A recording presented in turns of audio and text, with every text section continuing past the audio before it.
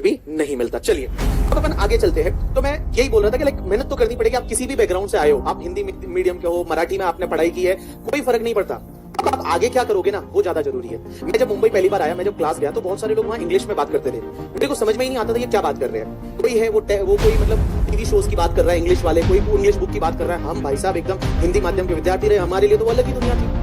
आप में से बहुत सारे लोगों के साथ ऐसा होने वाला है, जब आप हॉस्टल में मिलोगे किसी से या आप यहाँ मिलोगे, कोई हो सकता है अच्छी स्कूल में पढ़ा हो, आप उस स्कूल में नहीं पढ़े हो, आप हिंदी में पढ़े हो, मराठी में पढ़े हो, आपको इतना पता ही नहीं इंग्लिश में वो क्या बोल रहा है, कोई फर्क नहीं पड़ता। बट मैं बताऊं, इंटेलिजेंट हो आपको इंग्लिश बोलना नहीं आता, उससे कोई फर्क नहीं पड़ता।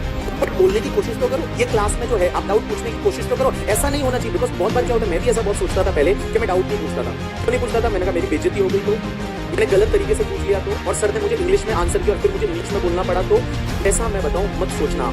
इस क्लास में मैं आपका भाई हूं, ये समझ लेना। आप कुछ भी गंदे से गंदा डाउट पूछोगे चलेगा, गंदे से गंदा जैसा आपका डाउट है आप मेरे से आके पूछ सकते हो। क्लास में अगर आपको शर्म आती है इन बिटवीन द लेक्चर, कोई बात नहीं, आप लास्ट में आके मुझे पूछ लेना कि सर इसका क्या होगा करके। आप लिख के आना। और बहुत बार क्या होता है, हम जब पढ़ा रहे होते हैं तो बीच में डाउट का आंसर नहीं कर पाते, आप लिख लो और लिखते लिखते बहुत सारे डाउट तो आपके पहले ही क्लियर हो जाएंगे। और भी अगर कुछ डाउट बच जाता है तो लास्ट में आप मुझे पूछ सकते हो। कुछ कोई भी टेंशन लेने की जरूरत नहीं है। चलिए, किसी ने बोला खुद को मोटिवेट कैसे करें। खुद को मोटिवेट कैसे करें। अब खुद को मोटिवेट तो करना ही पड़ेगा, ऑप्शन नहीं है। दो तरीके हैं, एक तो एक्सटर्नल मोटिवेशन जो मैं आपको देता हूं, मैं आपको हर रोज 4-5 मिनट सुनाई दिया करूंगा। दूसरा है कि इंटरनल मोटिवेशन, जब आप खुद को मोटिवेट कर रहे हैं। देखो, खुद से बात करना चाहिए।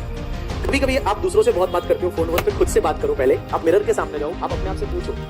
मैं लाइफ में कोई भी डिसीजन लेता था ना, तो मैं अपने आप से 3 क्वेश्चन पूछता था कि मैं कौन हूं, मैं क्या कर रहा हूं और क्या मुझे ये करना चाहिए या नहीं चाहिए। अगर तीनों का आंसर यस है तो मुझे वो करना चाहिए, और तीनों में से किसी का आंसर अगर मुझे लगता है गलत है, ये करना मेरे लिए, तो मैं नहीं करता।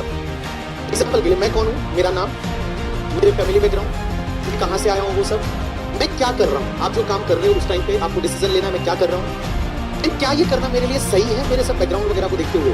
अगर आपको लगता है ये सही है आप कर लो, अगर आपको लगता है ये सही नहीं है तो आप छोड़ो। मैं अगर मान लो आप पढ़ाई कर रहे हो, आपका बैकग्राउंड, आप क्या कर रहे हो, पढ़ाई कर रहे हो, तो ये करना आपके लिए सही है, आंसर इज यस, बिल्कुल ये करना चाहिए।